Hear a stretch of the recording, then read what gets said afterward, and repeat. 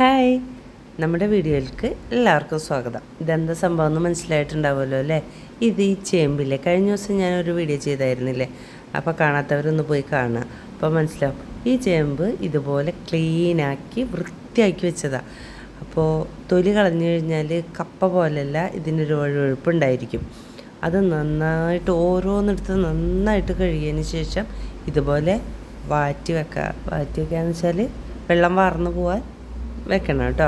പല സ്ഥലത്ത് പല രീതിയിൽ ഊറ്റി വയ്ക്കുക, വാറ്റി വയ്ക്കുക, വാരാൻ വയ്ക്കുക, അങ്ങനെയൊക്കെ പറയും. അതുകൊണ്ടാണ് ഞാൻ പറഞ്ഞത്.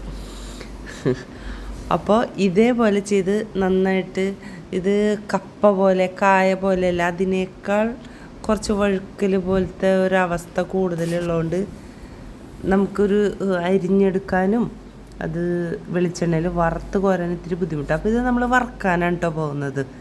അപ്പോൾ ഈ വീഡിയോ എല്ലാവരും ലൈക്ക് ചെയ്യണം, ഷെയർ ചെയ്യണം, അതേപോലെ തന്നെ സബ്സ്ക്രൈബ് ചെയ്യണം, കമൻറ്റ് നിർബന്ധമായിട്ടിടണം. അപ്പോൾ ഇത് ചിപ്സായി വരുമ്പോൾ ഇതുപോലെ ഇരിക്കും. ഇതിപ്പോൾ ചെറുതായിട്ട് മുളക് പൊടി ഇട്ടിട്ടും നമുക്ക് ഉണ്ടാക്കാം. ഞാൻ കഴിഞ്ഞ വീഡിയോയിൽ ഇത് പറഞ്ഞായിരുന്നു. അപ്പോൾ ഇത് അരിയേണ്ട രൂപം ഇതേപോലെ ഏതാകൃതി വേണമെങ്കിലും ചെയ്യാം. നമുക്ക് മിക്കതും വട്ടത്തിലായിരിക്കും ഇത് കിട്ടുക. അപ്പോൾ ഇതുപോലെ കണ്ട ഈ കിഴങ്ങ് ഇങ്ങനെ, അത് എത്ര വണ്ണമുള്ള കിഴങ്ങാണോ ചേമ്പാണോ അതുപോലെ ഇരിക്കും ഇതിൻ്റെ ചിപ്സിൻ്റെ വലിപ്പം. വണ്ണം കുറഞ്ഞാൽ ചിപ്സിൻ്റെ വലിപ്പം കുറയുക, അത്രേ ഉള്ളൂ വ്യത്യാസം കേട്ടോ. ടേസ്റ്റൊക്കെ ഒരുപോലെ ആയിരിക്കും. കറി വെച്ചും പുഴുങ്ങിയൊന്നും കൊടുത്ത പിള്ളേർ കഴിക്കൂല ഇപ്പോഴത്തെ, പണ്ടുള്ളവർ കഴിക്കണ പോലെ.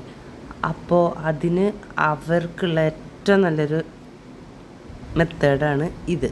ലേസ് പോലെ പല ടേസ്റ്റിലായിട്ട് ഇറ്റകൾ കഴിച്ചു പൊക്കോളും. അതുമല്ല, പല ചിപ്സ് കഴിച്ച കൂട്ടത്തിൽ ഇത് കഴിക്കാത്തവർ ഒരുപാടുണ്ട്. അപ്പോഴാണ് പറഞ്ഞത് ഇങ്ങനൊരു വീഡിയോ ചെയ്ത് കഴിഞ്ഞാൽ അത് കാണാമെന്ന്. കണ്ടോ, ഇതുമല്ലൊരു തിളക്കം കണ്ടോ? ഇത് അരിഞ്ഞ് വെച്ചാലും ആ പുറമേ ഉള്ള വഴുവഴുപ്പ് ഇതിൻ്റെ ഉള്ളിലും ഉണ്ടാവും. അങ്ങനെയുള്ളവർക്കൊരു ടിപ്സ് പറഞ്ഞുതരാം. ഇത് അരിഞ്ഞതിന് ശേഷം സൂക്ഷിക്കണം, അല്ലെങ്കിൽ ഒടിഞ്ഞു പോകും. അരിഞ്ഞതിന് ശേഷം ഉപ്പ് വെള്ളത്തിൽ ഇട്ട് വെച്ചിട്ട് വാറ്റി വെച്ചാൽ ആ വഴുവഴുപ്പ് പോയി കിട്ടും. എന്നിട്ട് നന്നായി എണ്ണ ചൂടായി ഇതുപോലെ ഇടാം. ഇതുപോലെ ഇട്ട് വറുത്തെടുക്കാം. എല്ലാ ചിപ്സുകളും ചെയ്യുന്ന പോലെ തന്നെ ഇതും ചെയ്താൽ മതി.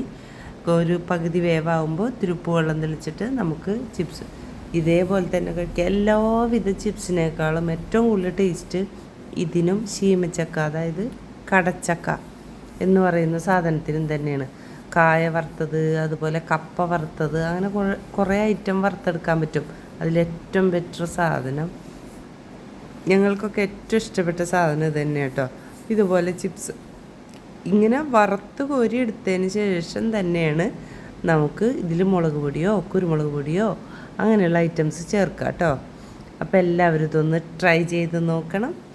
എന്നിട്ട് അഭിപ്രായങ്ങൾ കമൻറ്റ് ചെയ്യണം. അതേപോലെ തന്നെ സബ്സ്ക്രൈബ് ചെയ്യാൻ മറക്കരുത് കാണുന്നവർ.